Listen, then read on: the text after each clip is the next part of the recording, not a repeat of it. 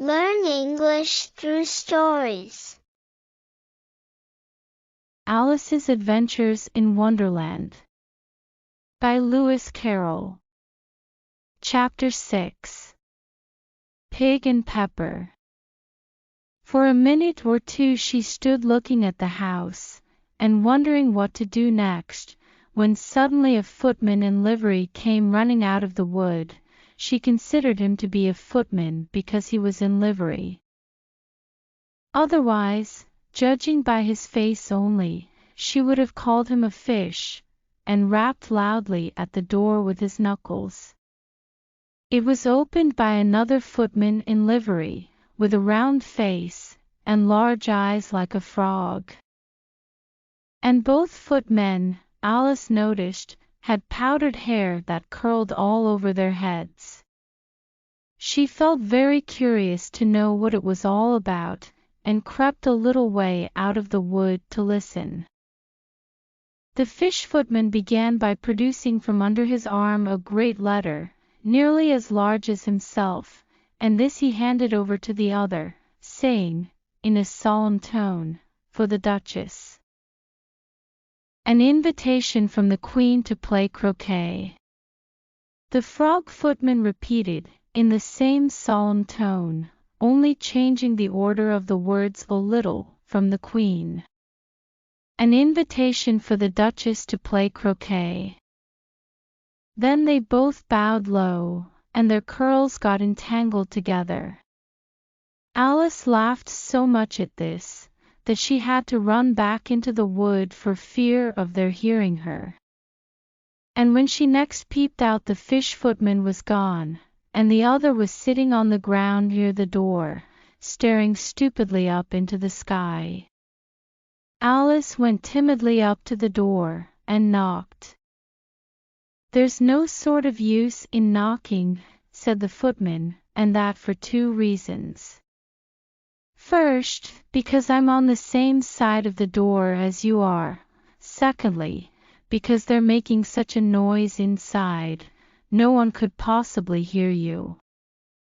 And certainly there was a most extraordinary noise going on within, a constant howling and sneezing, and every now and then a great crash, as if a dish or kettle had been broken to pieces. "Please, then," said Alice, "how am I to get in?" "There might be some sense in your knocking," the footman went on without attending to her, "if we had the door between us.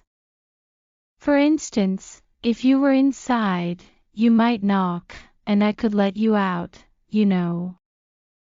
He was looking up into the sky all the time he was speaking, and this Alice thought decidedly uncivil. "But perhaps he can't help it," she said to herself, "his eyes are so very nearly at the top of his head. But at any rate he might answer questions. How am I to get in?" she repeated, aloud.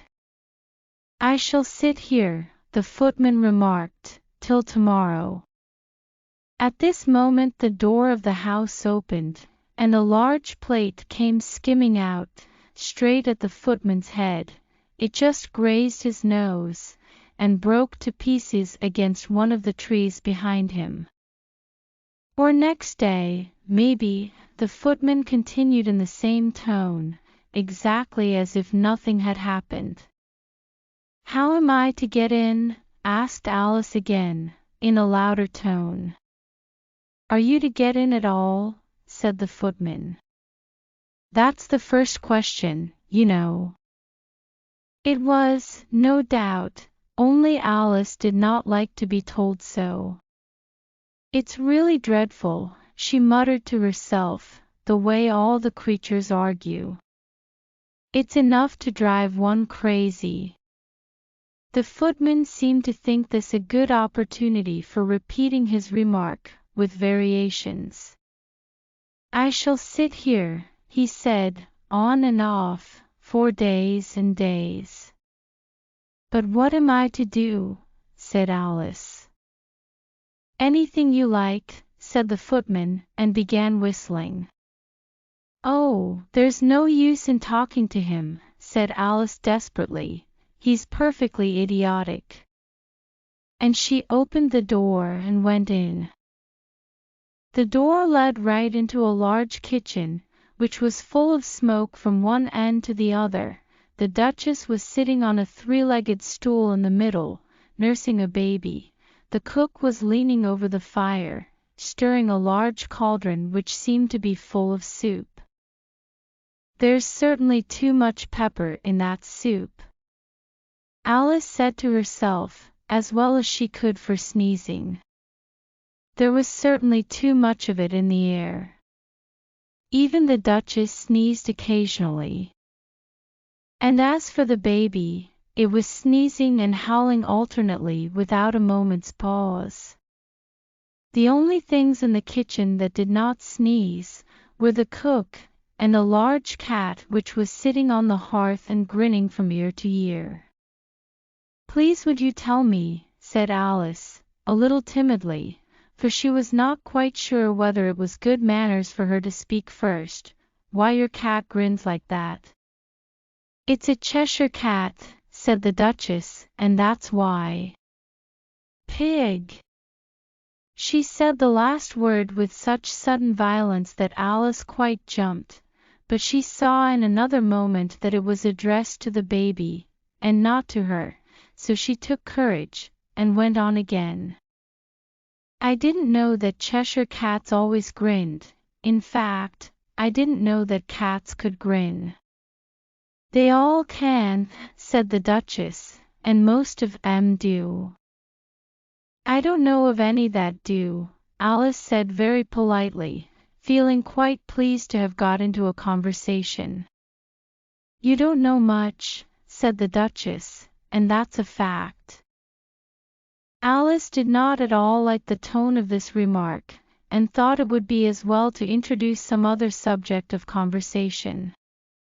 While she was trying to fix on one, the cook took the cauldron of soup off the fire, and at once set to work throwing everything within her reach at the Duchess and the baby. The fire irons came first, then followed a shower of saucepans, plates, and dishes. The Duchess took no notice of them even when they hit her, and the baby was howling so much already that it was quite impossible to say whether the blows hurt it or not.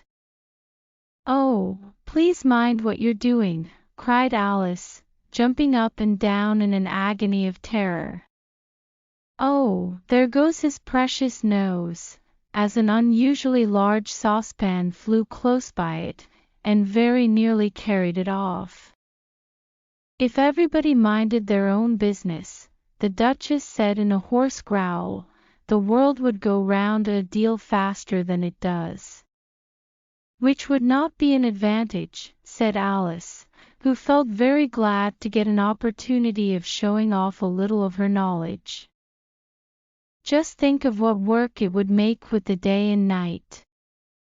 You see, the earth takes 24 hours to turn round on its axis."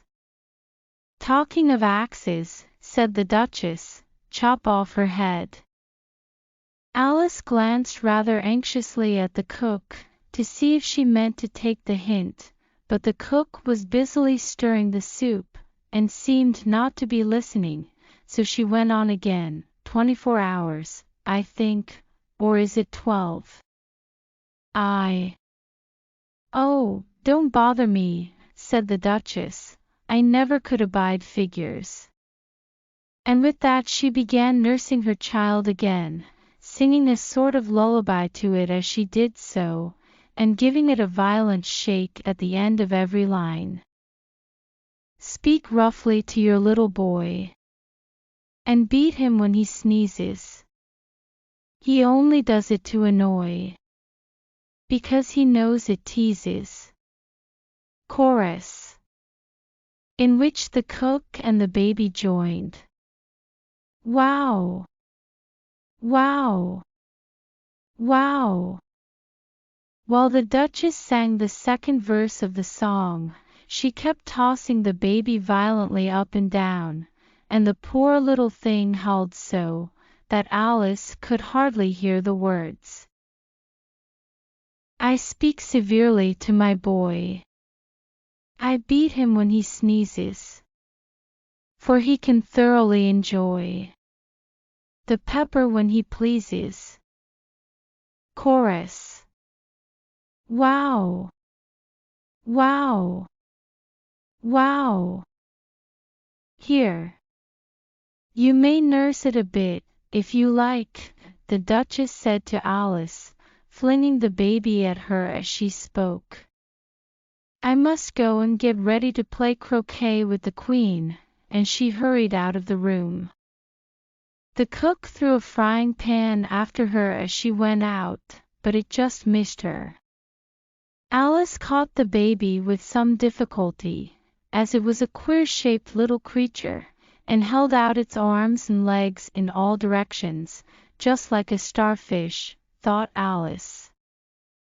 The poor little thing was snorting like a steam engine when she caught it, and kept doubling itself up and straightening itself out again, so that altogether, for the first minute or two, it was as much as she could do to hold it. As soon as she had made out the proper way of nursing it, which was to twist it up into a sort of knot, and then keep tight hold of its right ear and left foot, so as to prevent its undoing itself, she carried it out into the open air. If I don't take this child away with me, thought Alice, they're sure to kill it in a day or two. Wouldn't it be murder to leave it behind? She said the last words out loud, and the little thing grunted in reply. It had left off sneezing by this time. Don't grunt, said Alice. That's not at all a proper way of expressing yourself. The baby grunted again, and Alice looked very anxiously into its face to see what was the matter with it. There could be no doubt that it had a very turn-up nose, much more like a snout than a real nose. Also its eyes were getting extremely small for a baby. Altogether Alice did not like the look of the thing at all.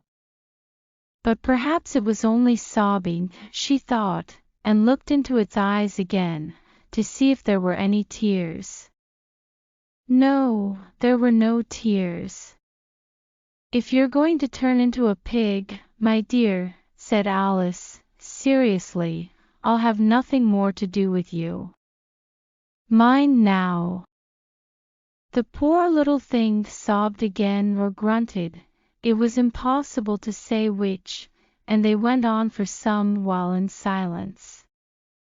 Alice was just beginning to think to herself, now, what am I to do with this creature when I get it home? When it grunted again, so violently, that she looked down into its face in some alarm. This time there could be no mistake about it. It was neither more nor less than a pig, and she felt that it would be quite absurd for her to carry it further. So she set the little creature down, and felt quite relieved to see it trot away quietly into the wood. If it had grown up, she said to herself, it would have made a dreadfully ugly child, but it makes rather a handsome pig, I think.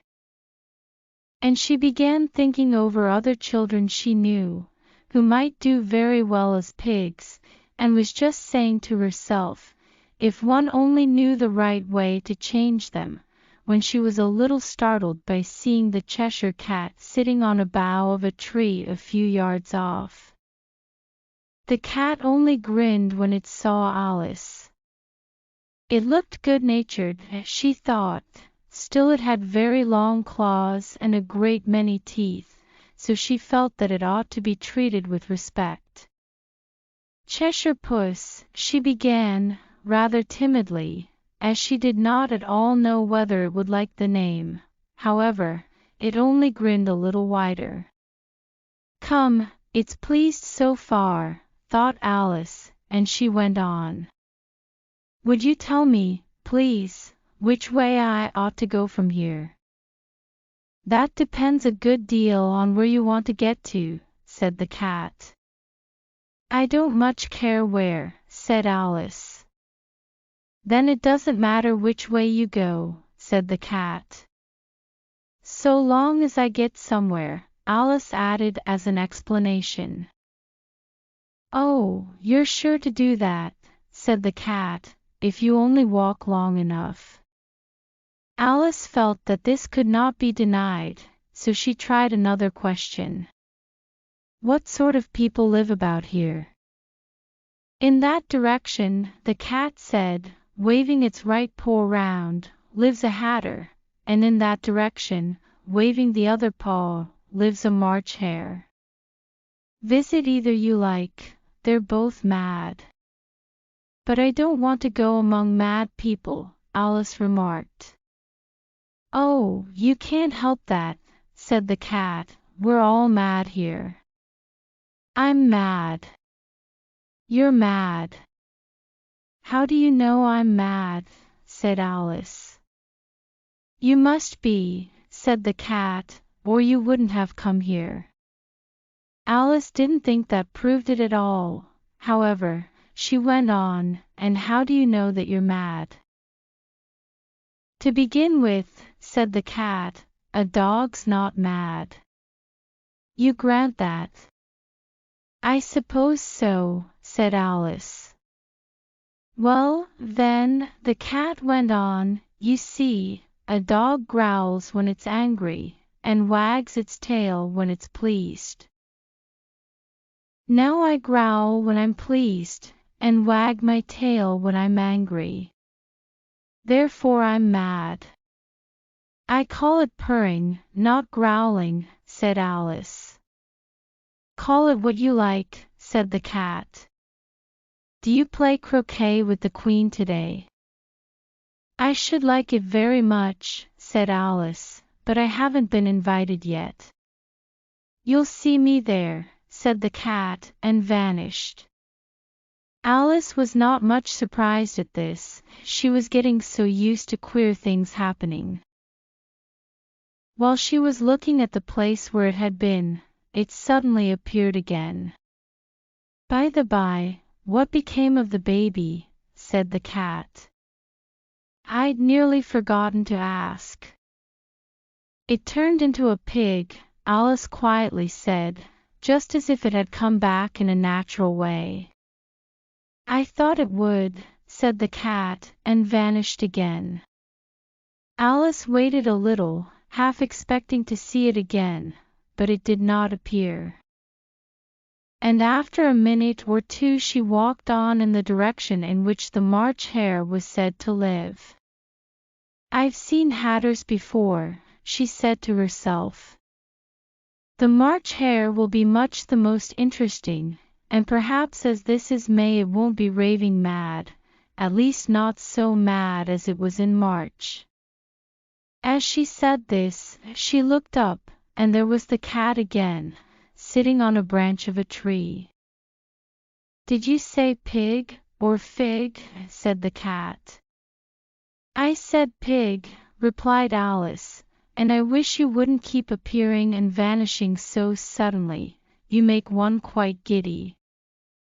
All right, said the cat, and this time it vanished quite slowly, beginning with the end of the tail, and ending with the grin, which remained some time after the rest of it had gone.